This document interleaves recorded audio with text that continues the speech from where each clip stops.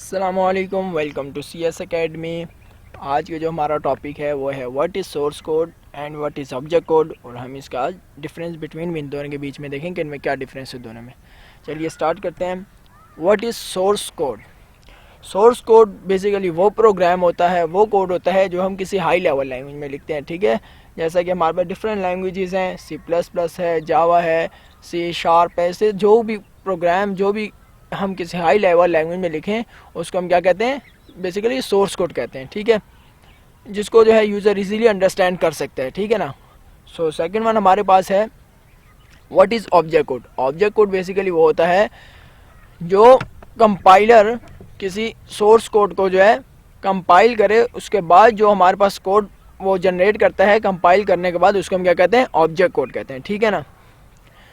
जैसा कि ये जो है ऑब्जेक्ट कोड जो है ये बेसिकली हम कह सकते हैं टारगेट कोड में जो है कंपाइलर्स को कन्वर्ट करता है बाइनरी लैंग्वेज में बेसिकली, क्योंकि कंप्यूटर जो है या कोई मशीन जो है वो डायरेक्टली जो है हाई लेवल लैंग्वेज अंडरस्टैंड नहीं कर सकती। ठीक है, हम जो बेसिकली प्रोग्राम लिखते हैं वो ऑब्जेक्ट कोड में होता है, हाई लेवल लैंग्वेज में होता है। तो इसीलिए जो है कंप्यूटर क्योंकि बाइनरी लैंग्वेज को डायरेक्टली अंडरस्टैंड कर सकता है, तो उसके लिए हम कोई सॉफ्टवेयर यूज़ करते हैं जो हाई लेवल लैंग्वेज को कन्वर्ट करे बाइनरी कोड में। ठीक है, टारगेट कोड में, जो कि ऑब्जेक्ट कोड उसको हम कहते हैं बल्कि। ठीक है, और इसके लिए क्या यूज़ होता है, कंपाइलर। ये हम आगे वाली वीडियोस में डिफरेंट टाइप ऑफ कन्वर्टर हैं, असेंबलर है, इंटरप्रेटर है, कंपाइलर, इसको हम स्टडी करेंगे आगे वाली वीडियो में। ठीक है ना। सो ऑब्जेक्ट कोड किसको कहते हैं, जो कि कंपाइलर हाई लेवल लैंग्वेज को कन्वर्ट करे बाइनरी लैंग्वेज, उसको हम बेसिकली क्या कहते हैं, ऑब्जेक्ट कोड कहते हैं। चलिए तो हम इनका डिफरेंस चेक करते हैं। बेसिकली ऑब्जेक्ट कोड में और सोर्स कोड में डिफरेंस क्या है। पहले सोर्स कोड को हम देखते हैं। पहला point, source code is written in high level language और असेंबली लैंग्वेज। सोर्स कोड जो होता है वो हाई लेवल लैंग्वेज में रिटर्न होता है और असेंबली लैंग्वेज में। ठीक है ना। और जो ऑब्जेक्ट कोड हमारे पास होता है, object code is written in machine language through compiler. ठीक है, इसका पहला पॉइंट हमें क्या कह रहा है, हाई लेवल लैंग्वेज में जो है सोर्स कोड लिखा होता है, या असेंबली लैंग्वेज जो हम क्या कहते हैं, सोर्स कोड कहते हैं।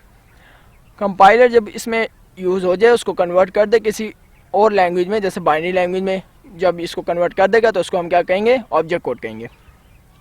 सो सेकंड पॉइंट क्या है, सोर्स कोड का क्या कह रहा है, source code is easy to understand. Source code को हम इजीली अंडरस्टैंड कर सकते हैं, क्योंकि हाई लेवल लैंग्वेज होता है वो ह्यूमन इजीली उसको जो है अंडरस्टैंड कर सकते हैं। ऑब्जेक्ट कोड क्या कह रहा है सेकंड पॉइंट में, object code is difficult to understand.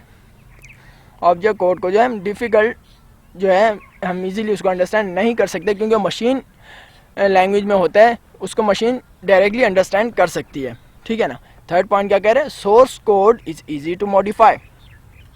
Source code में हम बेसिकली इजीली चेंजिंग कर सकते हैं, अपनी मर्जी से किसी ऑपरेशन को चेंज करवाना हो, किसी स्टेटमेंट को चेंज करना हो, हम इजीली चेंज कर सकते हैं, क्योंकि हम उसको इजीली अंडरस्टैंड कर सकते हैं।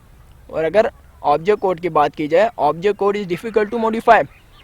उसको हम इजीली मॉडिफाई नहीं कर सकते, उसमें हम चेंजिंग नहीं कर सकते, क्योंकि हम उसको इजीली अंडरस्टैंड नहीं कर सकते बेसिकली। लास्ट पॉइंट जो है हमारे पास सोर्स कोड का, वो क्या है, source code contain fewer statement than object code. Source code जो है वो बेसिकली कम लाइंस पर डिपेंड करता है निस्बत के ऑब्जेक्ट कोड के, क्योंकि हम हाई लेवल लैंग्वेज लिखते हैं तो फॉर एग्जांपल 5 to 10 लाइंस पर है। ठीक है ना। लेकिन जब उसमें कंपाइलर्स को कंपाइल करने के बाद उसको ऑब्जेक्ट कोड में कन्वर्ट करते हैं तो वो बहुत ज़्यादा लाइन जो है वो बन जाती हैं कन्वर्ट करने के बाद। क्या कह रहा है, object code contain more statement than source code, इसलिए कह रहे हैं कि वो जो है ऑब्जेक्ट कोड बहुत ज़्यादा लाइनों पर डिपेंड करता है। ठीक है ना। सो ये जो था आज का हमारा टॉपिक था। अगर वीडियो अच्छी लगी हो तो लाइक करना मत भूलिएगा और सब्सक्राइब की बटन भी दबाएं और सब्सक्राइब भी करें। ठीक है, थैंक यू।